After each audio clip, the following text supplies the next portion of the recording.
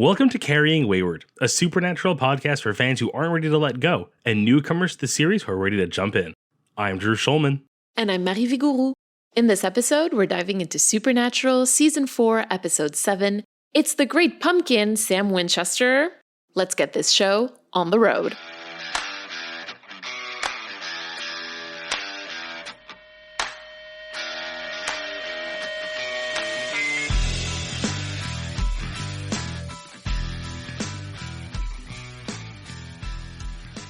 I love that for once I get the reference immediately. The one time, yay! What an adorable way to start a Halloween episode that winds up having, I'm just going to say, I think the most gruesome death of the series so far. I feel like this fear kind of plays on a fear that, especially us with our age group, we've been raised on. Because Halloween, you always check the candy for needles particularly and razor blades, Apparently, there's only ever been 2 instances of the razor blades in candy ever, and both instances was the parent putting it in their own kid's candy. What? It's terrible that it's happened, but in both cases they were done internally. It wasn't someone put the stuff in the candy then gave it out to strangers. They did it to their own children, whether to further a narrative or because they were trying to hurt their kids. I don't know or want to speculate, but apparently there's no instance of ever actually finding something dangerous in candy that was handed out. I've heard things, again, I can't really fact check on the fly like this, Drew. You're really, you have a lot of faith in me here. This is a call for the listeners. They can fact check me for this time. But I did read somewhere that the incidence of this is incredibly low. Again, not to say that you shouldn't check the candy when you get your kids' candy at Halloween, but it's incredibly low. No, you have to check it. I mean, how are you going to know which ones to steal? Or which raisins to throw away? Accurate. Are you ready to steal the recap? Yes, I am. Count me down. 3, 2, 1, go. Cold open, parents with a really adorable child, and mom's got candy because Halloween's coming up. Ooh, it's so exciting. We all like Halloween. And then you go steal a few candies, and then there's razor blades in it, and then the razor blades are in him, and there's a lot of them, and it's horrible, and he is killed by razor blades. The most gruesome death of the scene I think we've had so far. Second only to the one coming next. Brothers get involved. They show up, find a hex bag. Then there's another case. They figure out it's a witch making sacrifices, trying to raise some sort of evil spirit who they call Sam Hain, which I'm hearing is apparently not the proper pronunciation, but we'll get to that later. And then they think it's the random hot cheerleader that Dean kind of wishes he could be reincarnated as. We'll talk about that later. And then it turns out, no, it's the creepy art teacher, and he's blaming the girl, and they catch him, and he has the girl tied up. And then it turns out they're both in on it. They're siblings, and they're really old witches. And then they managed to fail at stopping them because they had a time limit because the angels decided if you don't do it, we're going to wipe this town off the face of the earth because they can do that apparently and are willing to, even though that's a fake out in the end because it's so much goes on to this episode. The thingy, Sam Hain gets raised. Sam, because he has no choice, like I predicted, has to use his powers to stop it, and Dean gets sad, and time. There's a lot in this episode. There is so much in this episode. Let's head over to the long game so that we can then move into story time. For purely petty and vindictive reasons, I want to track every character that we meet on this series who is named Jenny. And in this episode, the high school student who dies while bobbing for apples is named Jenny. Now, I don't know what I'm going to do with that list once it's made, but I'll have it. So is this our first Jenny? You ask a trick question here. You'll explain what that means when the time comes, I guess? I think that is the way to go with this, yes. Jenny's death is probably the second most, horrifying on the series to date. This episode wins that alone for these 2 deaths. I find that a lot of the deaths by witches are pretty gruesome. Oh, yeah, true. The last witch episode, too, that got pretty bad. Oh, yeah.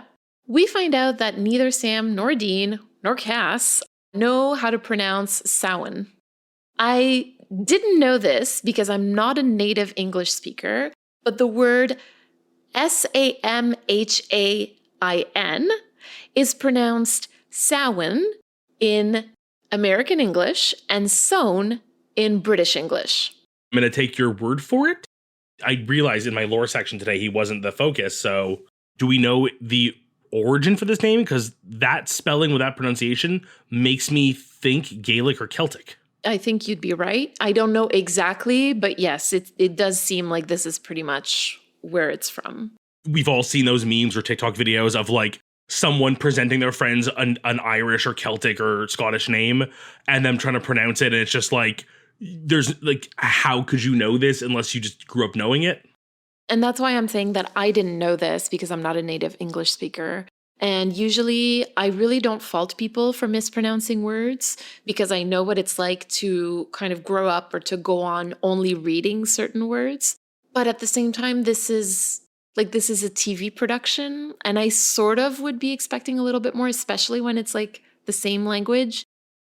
When you're part of a production company that's putting this whole thing together and you assume some level of research going on, you think somewhere, somehow it would come up. Like, it seems pretty weird that it wouldn't have. But then again, we've all also seen clips of Benedict Cumberbatch saying penguins. So really, how do we fault anyone for not saying anything? So Dean has a fixation on cheerleaders. First, he makes a really inappropriate comment about Tracy, who, as far as we know, is a child. And then he says he wished he could reincarnate as a hot cheerleader. That raised many eyebrows over here. Do you have anything to say about it? I have what to say about it when time comes. Okay, wonderful. We also see Dean fat-shaming a kid after he himself ate all the candy that they had in the Impala. I mean, it felt out of place, but it also felt like he was talking to the kid as if he was himself, like telling a kid that he shouldn't eat more candy when you have eaten all of the candy that you just purchased is kind of awkward. Dean reflecting in other people and making fun of them for traits he has, the same way he'd, call Sam gay or something. No, I doesn't read at all. So that's what I was thinking, right? I think that the more generous reading here for Dean is that this is something that he would have heard from John and then repeated like in a moment where he felt shame himself about having eaten all the candy and sort of like acted defensive about it. And we know that Dean's relationship with food is a bit rocky because he went without for a while, for a very long time. There seems to be a lot of internal work to do here. I kind of right away in my first instinct, which is like, oh, what a like gross thing for them to write into Dean. But given what we've read about Dean and how we've interpreted him so far, this is actually par for the course. And I think a really important piece of the reading of Dean. Once he finds a little bit more compassion for himself, he'll be able to find more compassion for others. And I mean, we've seen him be wonderful with children too before. So like, that's why I'm thinking like, I think that this was just a moment where he felt shame and he just like projected that onto this child who just wanted candy. Sam meets Cass. Finally. But it doesn't really go the way that Sam expected. Thought it was hilarious, but yes. And it's Sam's turn to feel shame in this moment. We also meet Uriel, who is the specialist in quote-unquote purifying entire cities. Not the friendliest of characters, although I'm getting the vibe that Cass is kind of the exception to the rule with angels, and even then, that's only because I know more about him than we already do, and yeah. Not a fan, I don't like him. I like him as like an actor, character, like, within the world, but like as like a character I'd want to, no. I feel that, and I think that that's exactly what the writing team wants us to feel. So in that sense, very effective as a character. I also do love his term for humans, which just, it sounds like an insult. Like it mud monkeys. It just sounds like a slur. Like that is such a, like, this is the angel slur word for humans.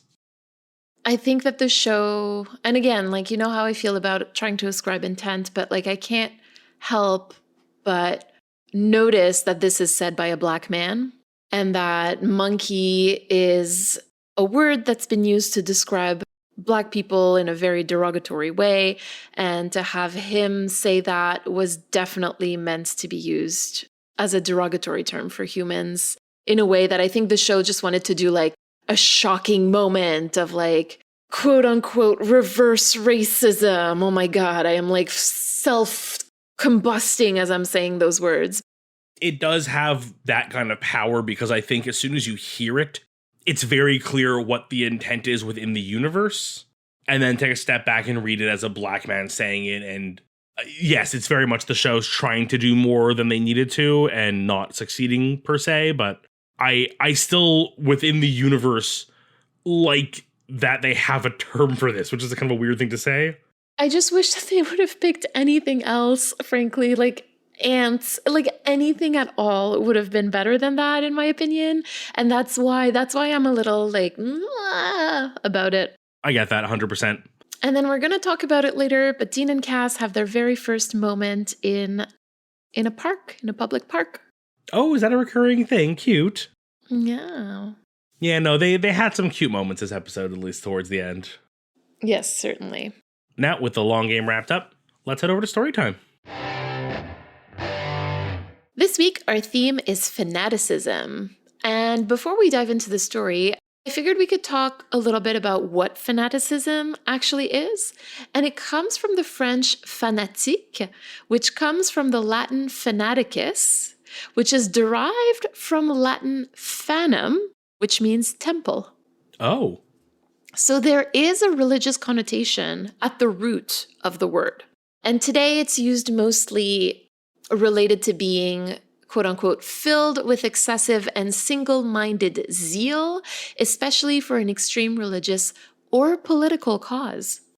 Basically following religion or a political cause to the extreme. This, I guess, is where I start to have some questions, because I also am not a person who has religious faith. But then what is the difference between faith and fanaticism, and particularly the phrase unwavering faith? That's not to say that there isn't a difference, right? I don't want to be saying that, but I'm sort of asking this, again, as somebody who doesn't experience religious faith. It's something that I genuinely wonder, and I would love to hear from our listeners about that. I'm like trying to like put into words myself. I'm not going to. I think you're right. I want to hear from people before I start spouting my own thoughts, but it's a very interesting way to think about it. I also think that this show tries to answer this question like through the seasons, and I don't quite know if it comes to a conclusion. These are like the big questions of life. Some of the big questions anyway. I'll also be curious to see how people react to our discussion of fanaticism between Sam and Dean and their choices this week, because I'll wonder if there is maybe some leniency, or it can be used as an example to kind of explain the difference between faith and fanaticism. I'm sure that there is, and that maybe we'll be able to kind of like come to some sort of answer by the end of this episode and this discussion. But for now, I know that I don't really know if there's a difference between unwavering faith and fanaticism. For me, anyway, again. In my heart, I feel there is. We'll leave this for another day. Well, yeah, we'll leave it for another day. So why don't we jump on down and compare the choices made at the crossroads this week by our two lovely boys. How about Dean? So I think that Dean's biggest choice in this episode is basically to give the middle finger to the angels and to put trust in himself and in Sam. And he's willing to bet both of their lives on it. He refuses to leave the town, and he basically says, I'm important, you can't kill me, so I'll stay here to try to save the people in this town. And that's something that we've discussed, I think it was around season 2, that Dean actually has a really great amount of faith, and especially in what him and Sam can accomplish. And here we're kind of seeing an extreme version of that, where he's willing to die to prove his point.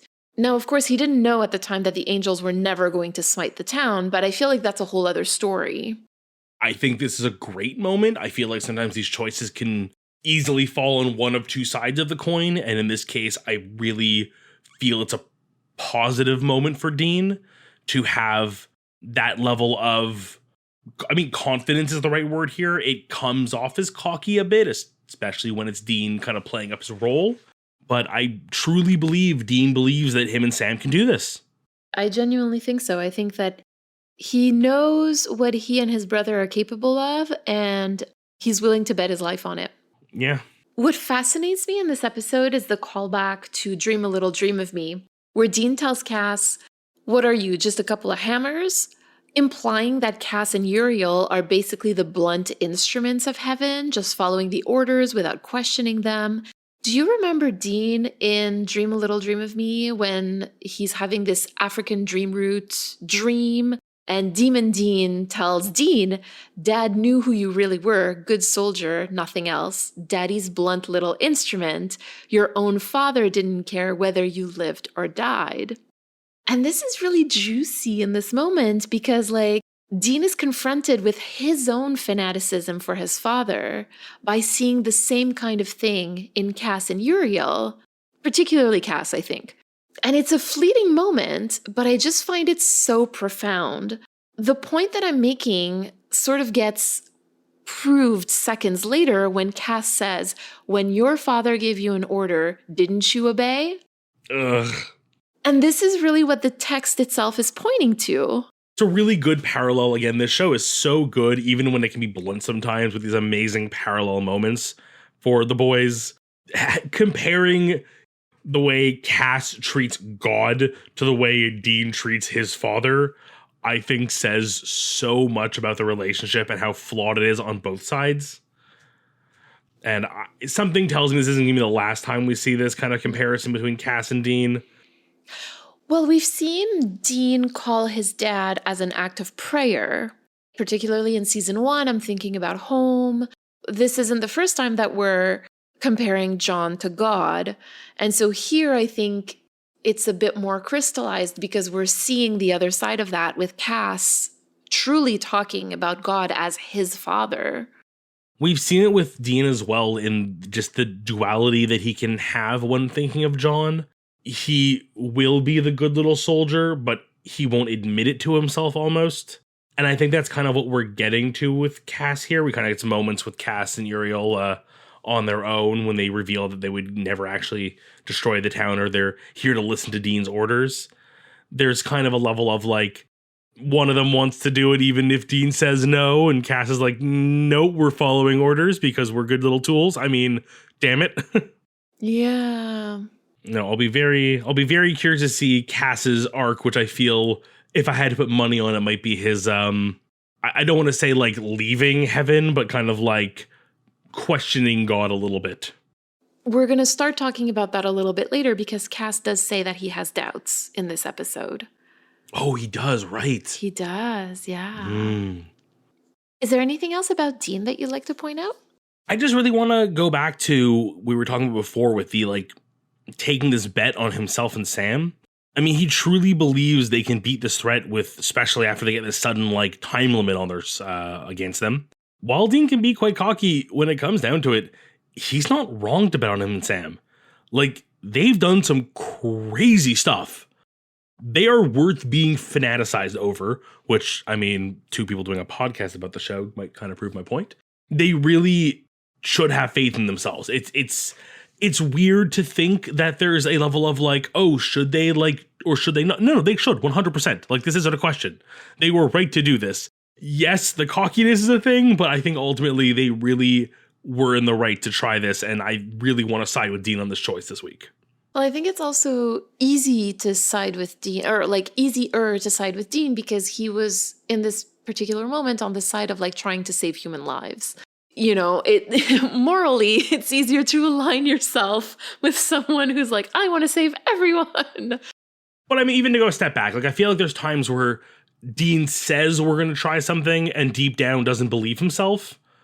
I think this is one of those times where like he believed in himself and was right to do so, which he should always be doing, you know, self. It kind of makes me wonder about what would happen if Dean did encounter something that he thought he couldn't beat. Would he still think that he could beat it? Would he put up that bravado? Like, what would that look like? And I think this is where we're kind of like bordering between faith and fanaticism. That is really well said. Thank you. On that lovely note, shall we go to our tallest being, Sam, and discuss his choice this week? Do you want to get started? I think it's easy to say Sam's choice this week was, to use his demon powers again, despite saying he wouldn't, which I totally called. But at the same time, I agree completely that it was likely an easier choice after meeting the angels, after being faced by something that he, up until this point, thought was infallible and perfect and great and angels and all the things he would expect from Cass. And after meeting and seeing the people he had such high regard, even prayed to, as he admits, could be so awful towards humanity, I think from that point on, not only is he okay using it again, I think he's looking for an excuse to break out the old demon powers. We can, of course, blame the sudden time limit or the lack of preparation, I don't know. You would assume that their experience, they'd have more demon stopping tools at their disposal, and they could have come prepared with a bit more, but maybe Sam was kind of okay going in underprepared, knowing he had his little magic trick in the back pocket that he was kind of more willing to use now that he knew the people asking him not to so nicely were less than pleasant. And you had called it, right? It was predictable, but it's still a doozy. There's a part of me that really wonders how much of it had to do with the angels being dicks.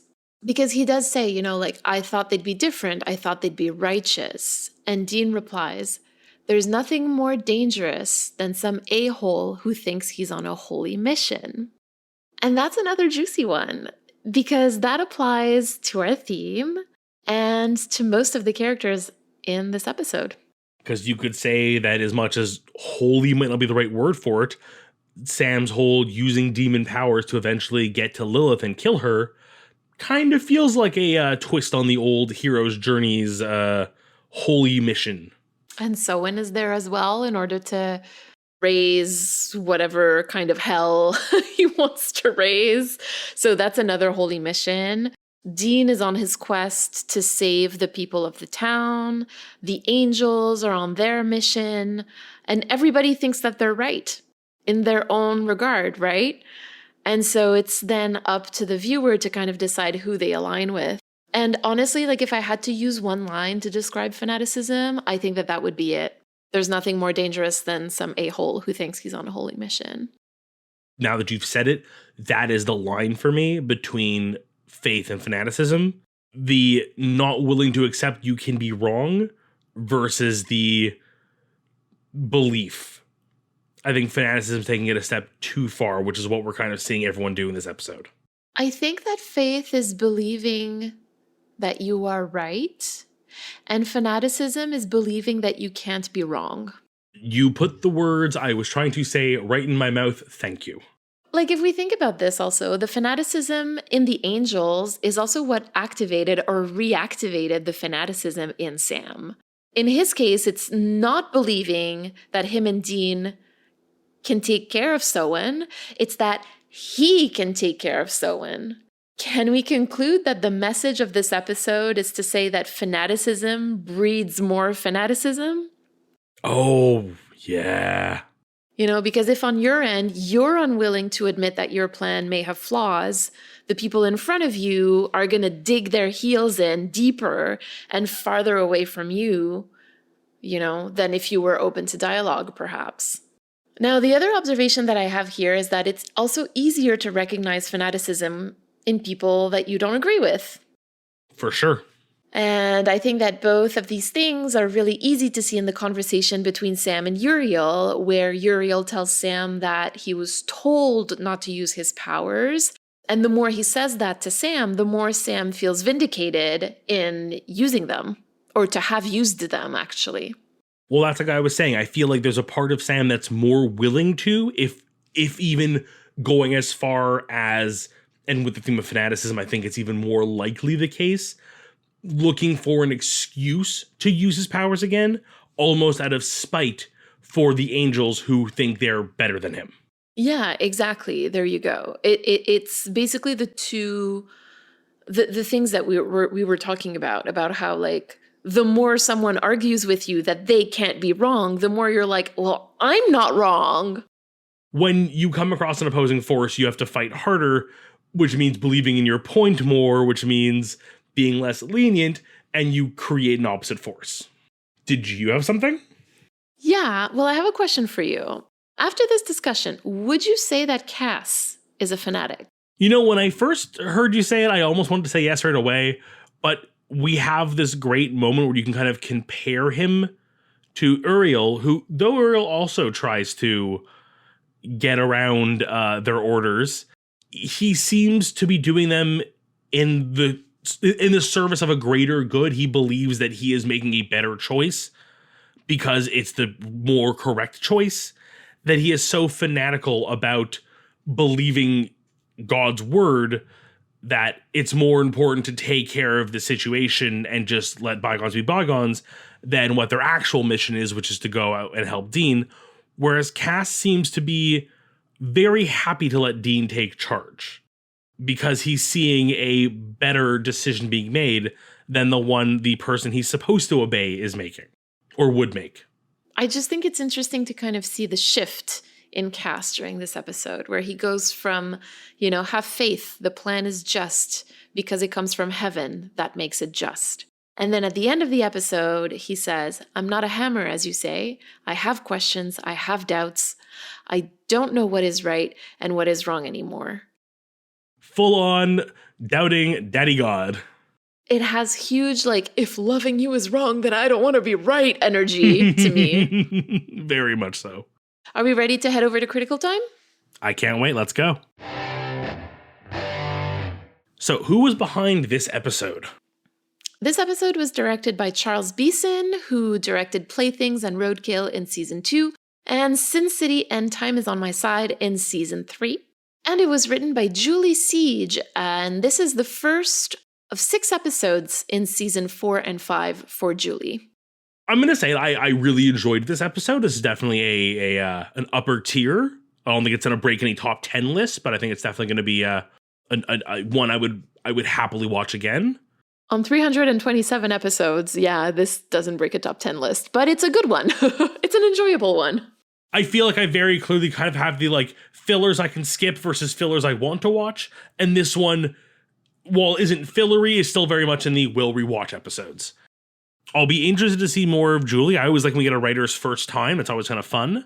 And I'm looking at Charles Beeson's, history, and not the best list in my opinion of episodes. There's definitely some stinkers in there, but this was a good return to form given Playthings. I think it's impressive to see, after kind of not the greatest track record, but I did enjoy Playthings, another episode that I've enjoyed again. So it's nice to see that there's a recovery. I don't think I need a forecast for Charles going forward like I do with some other. I mean, he is also the director, so he doesn't have much to say when it comes to the actual writing of the episode. So I don't think we can really fault him for that. I have yet to find many episodes where I liked the directing or the camera work, but didn't like the content. Usually when one shines, the other does too, so. Yeah, that's true. I get that. Are you ready for your lore? Oh, am I? It was terrifying. She was tied up, hanging from a wall, her wrists and her ankles bound. Her mouth gagged. She couldn't scream. She tried, but it wasn't very effective when she could. She'd fought so hard against the ropes that small drops of blood began to trickle down her arms and feet. She wasn't there long, but when you're held captive like that, even an hour or two begins to feel like an eternity of struggling. All this fear and agony in her eyes as she eventually began to take in the room around her. Though the symbols and carvings on the walls were out of sight, given that she was hanging on that wall, there was enough lying around to clearly tell her where this was going. When the sacrifice was made, it was quick. One knife to the heart. No torture, just quick and easy death. Kind of like yours is gonna be. I just need to get her body dumped tonight, and then tomorrow night, it's your turn number 3. And yes, if you keep struggling like she did, you'll start bleeding too, and that's all your own fault. That's why I gave you the warning. Sacrifices like those seen in this week's episodes date really far back, like prehistoric times far back. Sacrificing a human to a king, a god, or some other type of ritual is not unique to any particular people. It's happened all over the world in all sorts of cultures and religious backgrounds. At least I can say, luckily, it's pretty much fallen out of practice in modern day. I mean, you say this as we just went through Easter. Whoops! Oddly timed episodes! So I just think it's interesting because there is very much such a thing as the sacrificial lamb in the Easter story. Yes, sacrificing human beings, thankfully, is no longer a thing. Most countries have actually outlawed it because it needed to be explicitly outlawed that you couldn't kill someone even if it was to, I don't know, get better crops or something. Now it's just considered murder. Would you have anything to share with us this week? I want to talk about the jailbait moment. Okay. So if you do some quick math, Tracy is an emancipated minor, so maybe 16, 17. And Dean in 2008 would have been 29, lusting after a 16 or 17-year-old. Yeah, no. Yeah, so I'm not going to go into the ways in which this is wrong, but I do want to talk about how that relates to the theme of fanaticism. Because we've talked before about how TV making is a team sport and basically how decisions aren't made just by one person. There's a bunch of layers and approval process. Things are written, then they're reviewed, rewritten, acted, directed, modified. There's additional takes and edits and rewrites. In my opinion, there's really no excuse as to why this still made it to the finished product. How do we link that back to fanaticism somehow? Okay, I want to say that this show and so many people working on it were so committed to making Dean look like a player and a horn dog that they used any and all opportunities to make him look horny, no matter how inappropriate it was. And this isn't the last time that we're going to see things like this, by the way. So by never stopping to ask the question, like, are we really willing to make Dean horny at any cost?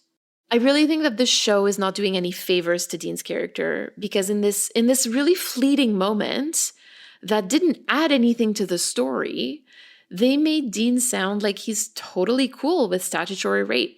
That is so upsetting to me, because the Dean that we've seen so far would absolutely level any adult taking advantage of a teenager that way. All that in the name of making him look horny?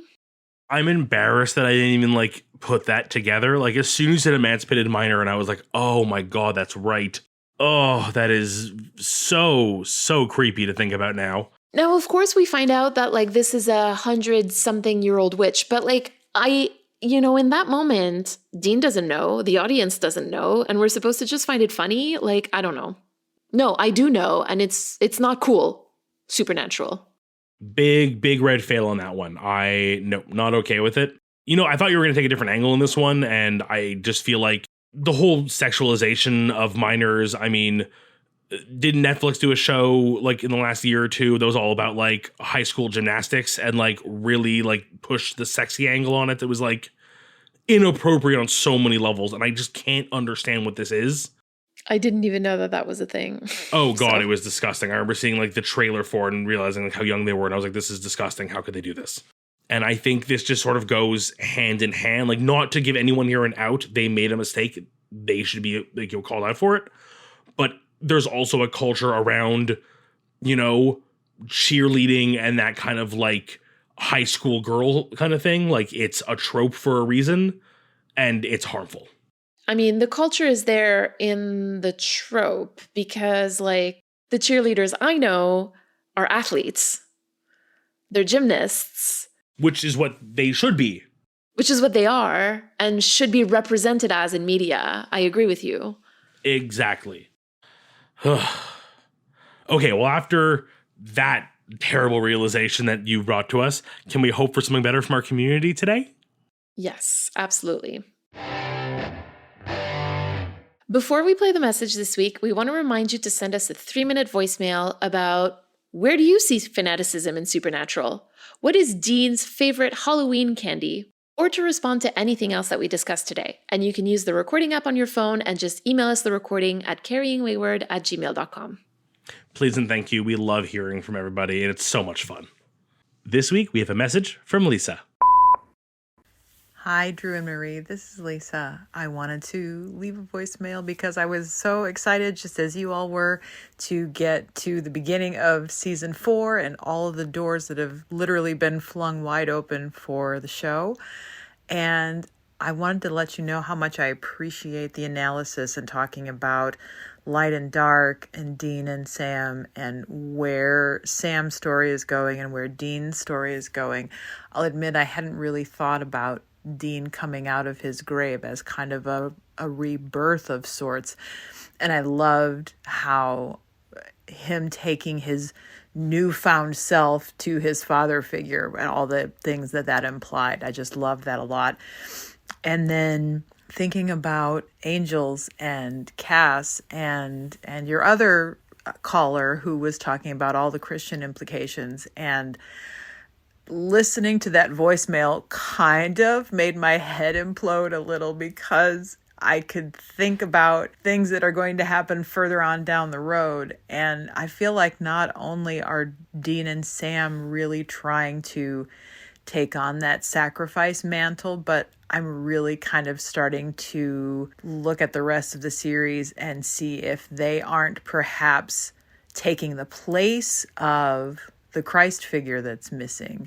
I think your caller was right in that the story is staying pretty firmly in Old Testament territory. Like, we're not touching Jesus or the New Testament or any of that, but I'm having large thoughts, and Marie, you'll know what I mean probably, about how the series ends and what the show does to avoid getting into New Testament territory at all, and just the choices they make in deviating from the New Testament of Christian story.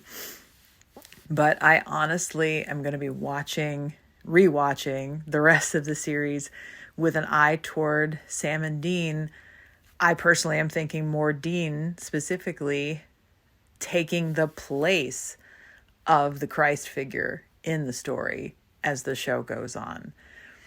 And especially with you all's analysis of Dean as a queer character, that just puts so many layers into the story for me. And again, my head is just kind of bursting with all the possibilities of story, most of which are, like you said, probably not intentional, but definitely interesting to think about and contemplate as we rewatch the show. So thank you for all of your thoughts and analysis, and I'm looking forward to the next episodes.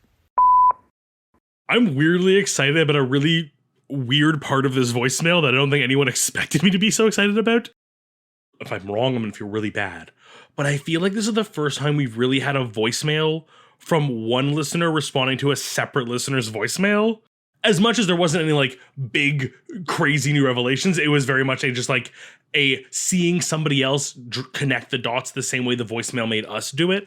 And it was very exciting to get that. Obviously, Lisa, as you stated, there's some things coming up that I'll be intrigued to see more of, because again, as much as I don't know the Old Testament super well, I kind of have the SparkNote version of it in mind, so I'll be intrigued to see where those go. I'm also now terrified to know what you meant about the finale in relation to not entering the New Testament, although I think I have some ideas already based around what I do know from the finale, but again, I'm excited to be surprised. I hope. Lisa, thank you so much for this amazing message.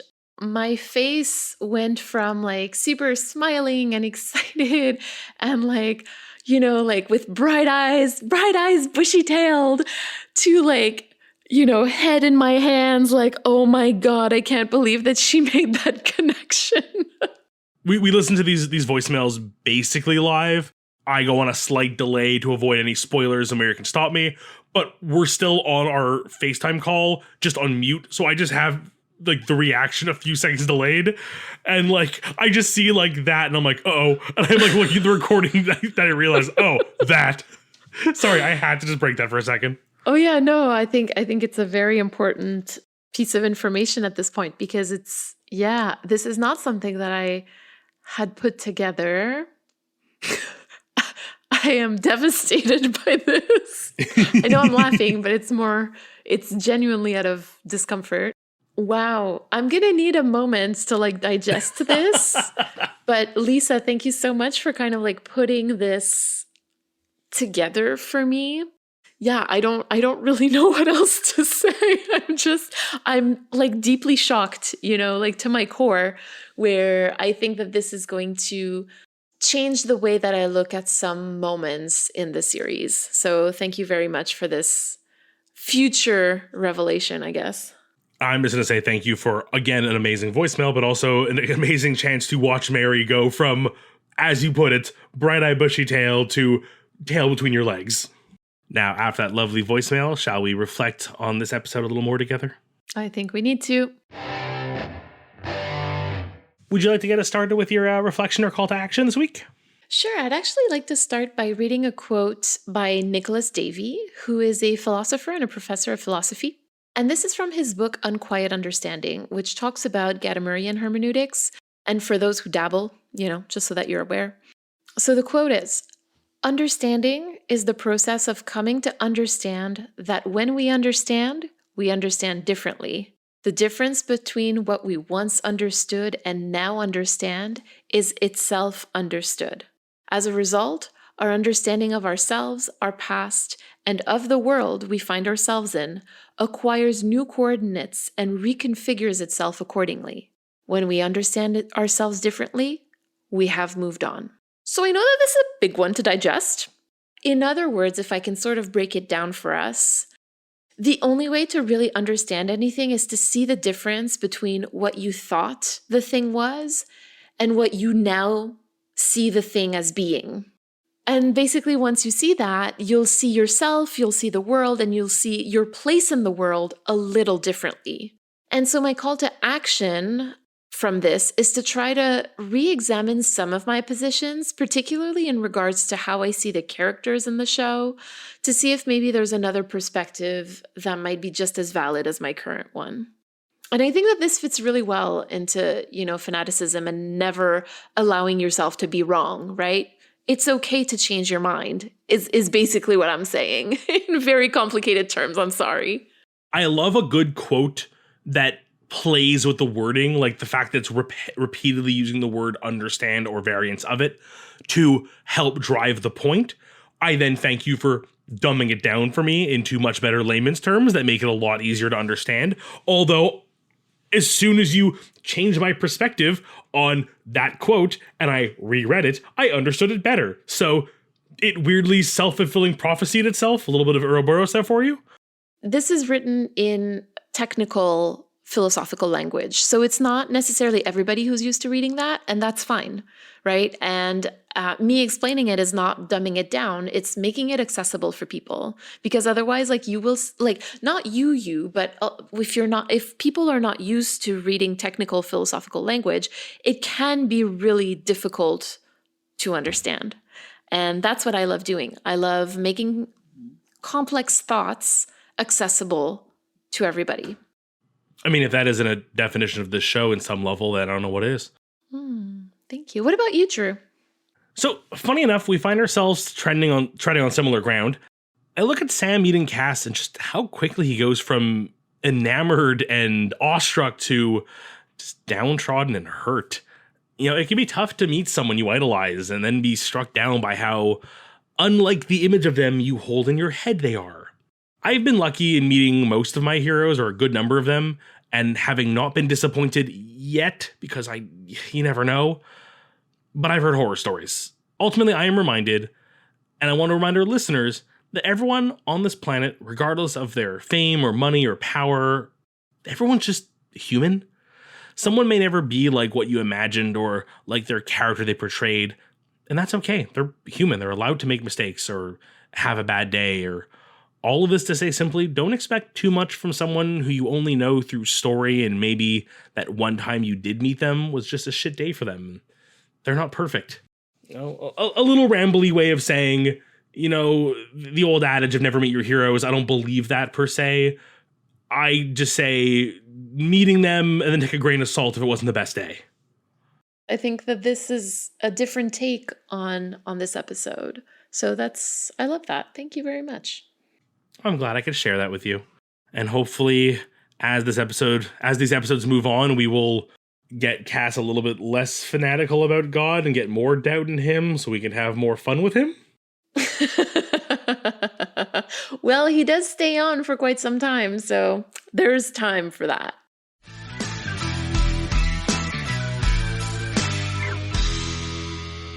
You've been listening to Carrying Wayward, a supernatural podcast produced by Rochelle Castellano, hosted by Drew Schulman and myself, Marie Vigourou. Thank you to our bunker patrons, Katira, Michelle, and Elle, for their generous support. This week, we'd like to thank Lisa for her message. Help us keep the conversation going. You can send a 3-minute voice recording at carryingwayward@gmail.com. Follow us on Twitter, Instagram, TikTok, and YouTube using @carryingwayward, and leave us a rating and review on your podcast service of choice. And don't forget to join our Ko-fi or Patreon for perks and extra content. You can use the link in all of our social media bios or go directly to carryingwayward.com. Carry on our wayward friends. Wah, wah. I figured that we could talk a little bit about what oh, shit. Yeah, I was going to say, it's a tough word. I hate this word.